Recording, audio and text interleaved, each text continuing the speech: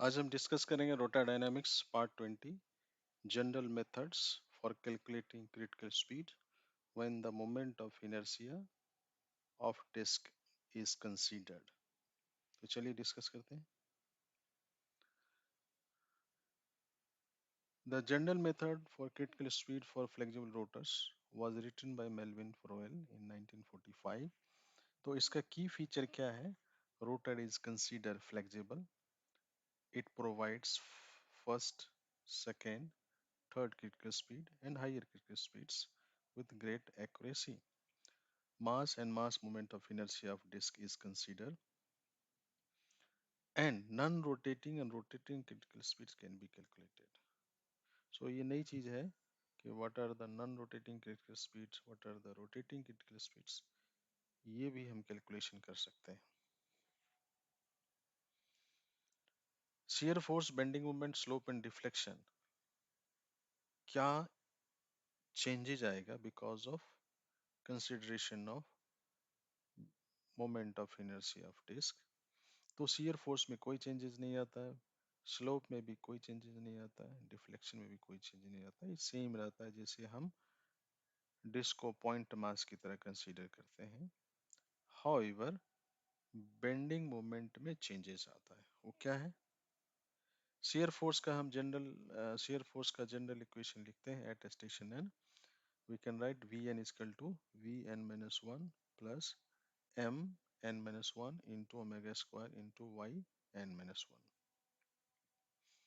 Bending moment at station n, Mn is equal to Mn minus 1 plus Vn into Ln plus delta Mn minus 1। ये delta Mn minus 1 जो है यही change है, और ये जो बेंडिंग मोमेंट होता है वो because of moment of inertia of the disc.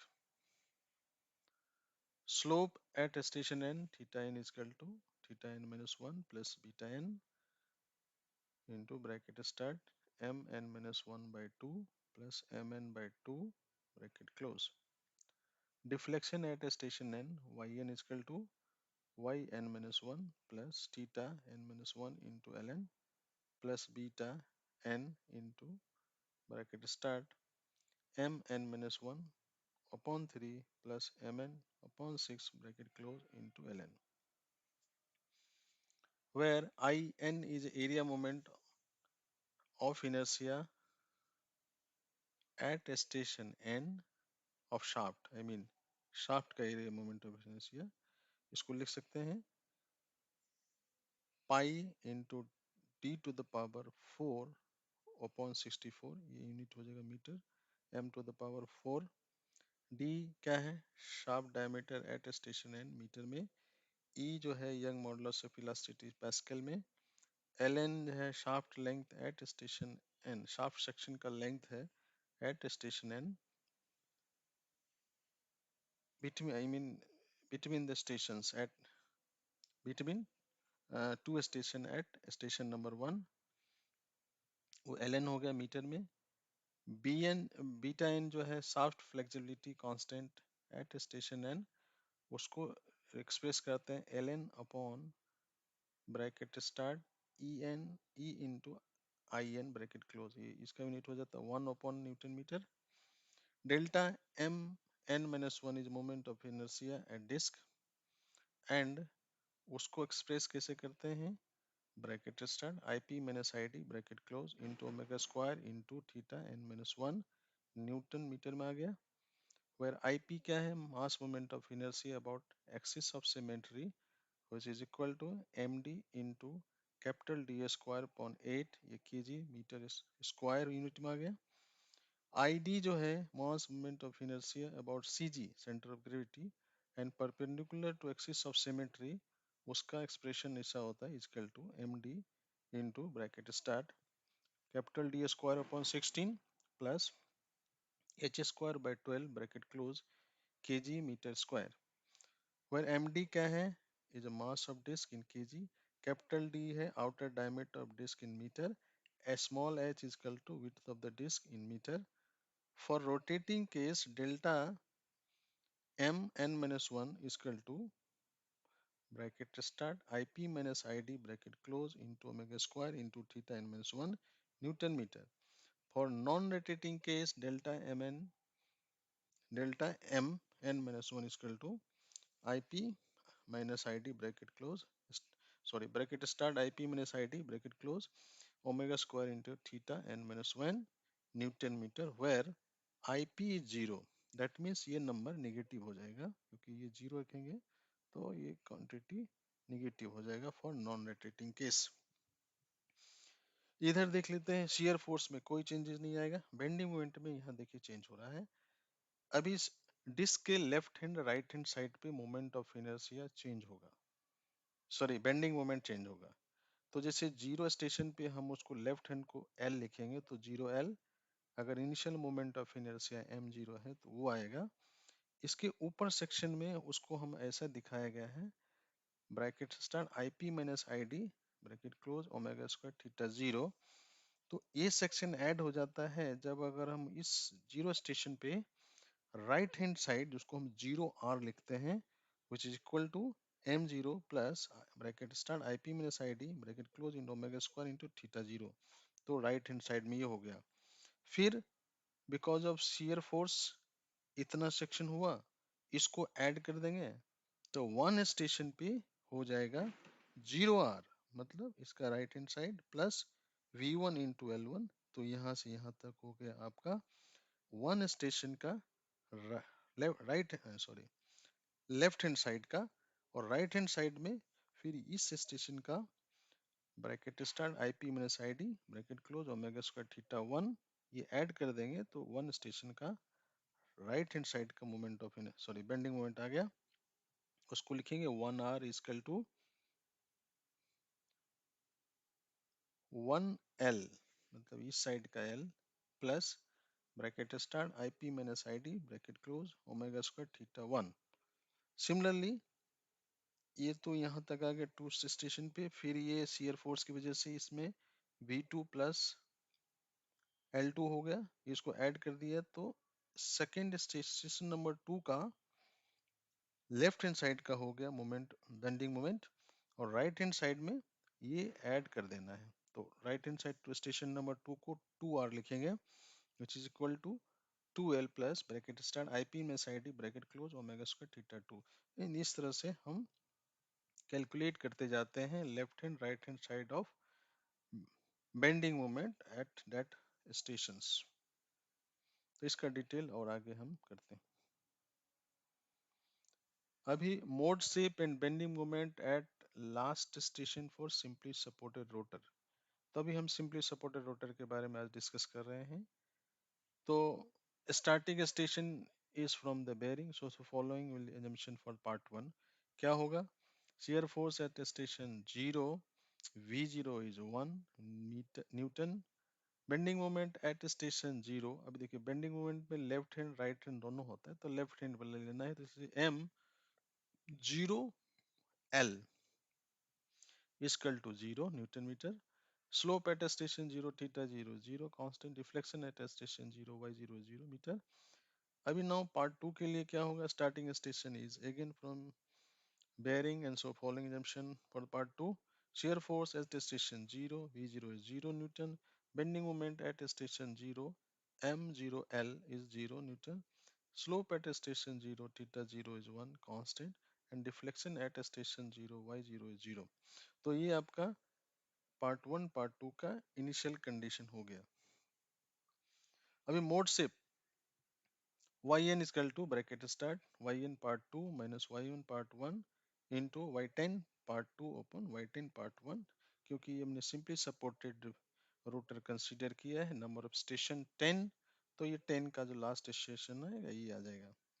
Bending moment eight station 10, उसमें याद रखिए हमको राइट हैंड साइड का लेना है, extreme right of last station, इसलिए हम लिखेंगे M10R right hand side is equal to M10R part 2 minus M10R part 1 into Y10 part 2 upon Y10 part 1। तो अगर हमारा bending moment at last station on right hand side zero हो जाता है तो that corresponding speed is a critical speed. अभी इसको example से समझते हैं। Rotor is simply supported at both ends bearing. There is a load of disc at midpoint that is of 100 kg. Outer diameter and width of the disc are 0.25 meter and 0.1 meter respectively. Density and elasticity of shaft is 7.85 into 10 to the power 5 kg per meter cube and 2.1 into 10 to the power 11 Pascal respectively. Shaft diameter is 0.165 meter and total shaft length is 1.8 meter. Calculate the non-rotating and rotating critical speed of first and second mode. तो ये तो exam दिया हुआ है, इसमें disc का dimension भी दिया हुआ है, डिस्क का आउटर डायमीटर दिया है, डिस्क का मास दिया है, डिस्क का विड्थ दिया है, स्मॉल एच दिया है। तो हम निकाल लेते हैं mass moment of inertia about the axis of symmetry IP equal to, अगर M D into D capital D square by 8 करेंगे तो इसका मोमेंट या mass moment of inertia 0.78 kg metre square हो गया। Similarly, mass moment of inertia about CG and perpendicular to axis of symmetry, ID is equal to MD into brackets का capital D square by 16 plus H square by 12 bracket close। तो इसको calculate करेंगे तो 0.47 kg metre square ये हो गया। तो non rotating case के लिए क्या होगा, IP माइनस ID, लेकिन नॉन रोटेटिंग में IP जीरो होता है तो 0 - 0.47 तो आपका आ जाएगा -0.47 kg metre square where IP zero. Rotating case में क्या होगा, IP माइनस ID 0.78 माइनस 0.47 तो 0.31 kg मीटर स्क्वायर। तो ये आपका मोमेंट ऑफ इनर्शिया हो गया रोटेटिंग केस में एंड नॉन रोटेटिंग केस में। अभी देखिए, अभी हम कैलकुलेट कर रहे हैं नॉन रोटेटिंग क्रिटिकल स्पीड। तो नॉन रोटेटिंग के पहले देखिए ये जीरो से लेकर के हर एक स्टेशन पे अब देखिए 0L 0R, 1L 1R, 2L 2R, 3L 3R, 4L 4R, 5L 5R, 6L 6R, 7L 7R, 8L 8R, 9L 9R, 10L 10R। इसका मतलब हर एक स्टेशन पे बेंडिंग मोमेंट जो होगा डिफरेंट होता है लेफ्ट एंड राइट साइड, तो हमको ये दोनों कंसीडर करना है। दूसरा, ये सेंटर पे देखिए स्टेशन नंबर 5 पे जो मास है डिस्क का 100 kg है, और नॉन रोटेटिंग केस में माइनस है, आपको ये रखना है -0.47। तो इस हिसाब से पार्ट 1 के लिए हमको ये निकालना है डेल्टा एम, और पार्ट 2 के लिए निकालना है डेल्टा एम, ये निकाल देंगे। और फिर यहाँ तो आपको मास ये हर एक सेक्शन का शाफ्ट सेक्शन का डायमीटर है, लेंथ है, और करस्पॉन्डिंग हमको एरिया मोमेंट ऑफ इनर्शिया निकालना है शाफ्ट का, और शाफ्ट फ्लेक्सिबिलिटी यहाँ निकाल लेना है। फिर विद द इनिशियल कंडीशन जो दिया हुआ है हमको इनिशियल कंडीशन लेना है और keep on calculating. Similarly for part 2 के लिए इनिशियल कंडीशन से कैलकुलेट करना है, और लास्ट में bending moment at last station जो M10 के निकालना है। वो ध्यान रखना है कि हमको वो राइट हैंड साइड का ये बेंडिंग मोमेंट आना चाहिए। तो इस तरह से हम कैलकुलेट करेंगे। तो जो फर्स्ट क्रिटिकल स्पीड आता है अगर 504 डालते हैं तो आपका आता है 4813। तो जो first critical speed non rotating case में, उस केस में 4813 आरपीएम आ गया। तो इसका मोड शिप थोड़ा देखते हैं, ये मोड शिप है। तो शाफ्ट लेंथ डिफरेंट स्टेशन पे है और डिस्प्लेसमेंट है। तो ये आपका फर्स्ट मोड आ गया non rotating first critical speed, जिसका 4813 आरपीएम है, उसका मोड शिप है। अभी रोटेटिंग केस में देखिए यहाँ चेंज हो जाएगा, क्योंकि रोटेटिंग केस का ये डेल डालना रिमेनिंग सेम है 0.31, और तब आप 504 ये आता है तो भी आरपीएम सेम आता है। मतलब रोटेटिंग और नॉन रोटेटिंग केस में क्रिटिकल स्पीड सेम रहता है, इसका मोड शिप में भी कोई चेंज नहीं आएगा, ये सेम है। अभी देखिए non rotating case second critical speed, अभी फिर माइनस रखना पड़ेगा यहाँ, एंड यहाँ हम 2550.5 रखते हैं तो आपका क्रिटिकल स्पीड 224,355 आता है। और इसका मोड शेप देख लीजिए, तो इस तरह से आ गया, याद रखिए 0.17, 0.27, 0.28, 0.70 माइनस साइड में इधर आ जाता है। अगर हम इसको रोटेटिंग केस में फिर से यहाँ चेंज करना पड़ेगा, और तो यहाँ चेंज हो रहा है, देखिए 2632 आता है, तो करस्पॉन्डिंग जो क्रिटिकल स्पीड हो जाता है 25 मतलब 25,134 रोटेटिंग केस का सेकेंड क्रिटिकल स्पीड। तो यहाँ चेंज आया है, बट मोड शेप में प्रोफाइल में तो सेम आएगा, बट यहाँ थोड़ा सा चेंज आ गया है। पहले 0.28 था, यहाँ 27 हो गया है, और यहाँ भी माइनस 2 प्लस माइनस में 2.8 था, ये माइनस 2.7 हो गया। सो प्रोफाइल सेम है, डिस्प्लेसमेंट में स्लाइट चेंज आया है, एंड क्रिटिकल स्पीड भी थोड़ा ज़्यादा हो गया। तो इस तरह से अगर हम इसको समरी में देखें, तो first critical speed non rotating case में 4813 था आरपीएम, रोटेटिंग केस में भी 4813 ही है। Second critical speed non rotating case में 24,355 है, बट रोटेटिंग केस में बढ़ गया है, ज़्यादा है, 25,134, यहाँ चेंज हुआ है। रोटेटिंग केस मतलब जब व्हेन शाफ्ट इज रोटेटिंग उस समय क्रिटिकल स्पीड में चेंज आता है, नेचुरल फ्रीक्वेंसी में चेंज आता है। तो ऑब्जर्वेशन क्या है, the first critical speed of non rotating and rotating case are same, जैसे आप देख लीजिए, and second critical speed for non-rotating and non-rotating and rotating case are different, and rotating case is more than non-rotating critical speed. So thank you for watching.